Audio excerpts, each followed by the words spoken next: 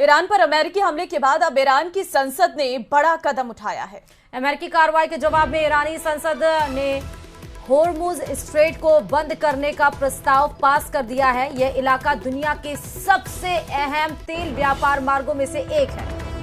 इससे खाड़ी देशों समेत पूरी दुनिया को झटका लग सकता है। अमेरिका के मिडनाइट हैमर ऑपरेशन के तहत 125 विमानों से ईरान के परमाणु ठिकानों को टारगेट किया गया था।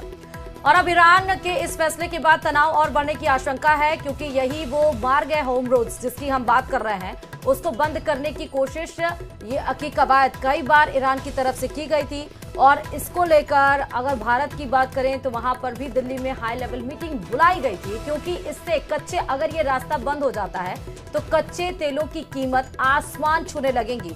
तो अब जब अमेरिका ने 3 उसके न्यूक्लियर ठिकानों पर अटैक किया, जिसकी जानकारी खुद राष्ट्रपति डोनाल्ड ट्रंप ने ट्वीट करके दी, और उसके बाद ईरान ने मुंहतोड़ जवाब इजरायल पर 30 बैलिस्टिक मिसाइल दाग के दी। हालांकि इजरायल ने भी उसका पलटवार किया, लेकिन अब होर्मुज मार्ग अगर बंद किया जाएगा तो इससे पूरी दुनिया में कच्चे तेलों की कीमत बढ़ जाएगी।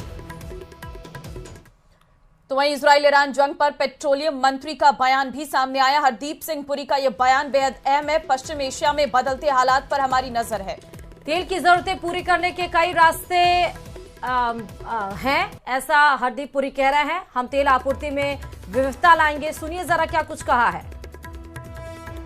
Consequences of the closure of the Straits of Hormuz will be factored in. But as I've been saying for a long time, there is enough oil available in the global markets. More and more oil is coming on the global markets, particularly from the Western Hemisphere. And even the traditional suppliers would be interested in keeping the supplies on, because they also need the revenue. So hopefully the market will factor that in. But as I said, the Modi government has over the past several years not only ensured the stability of supplies but also affordability. And we will take all necessary measures to ensure that.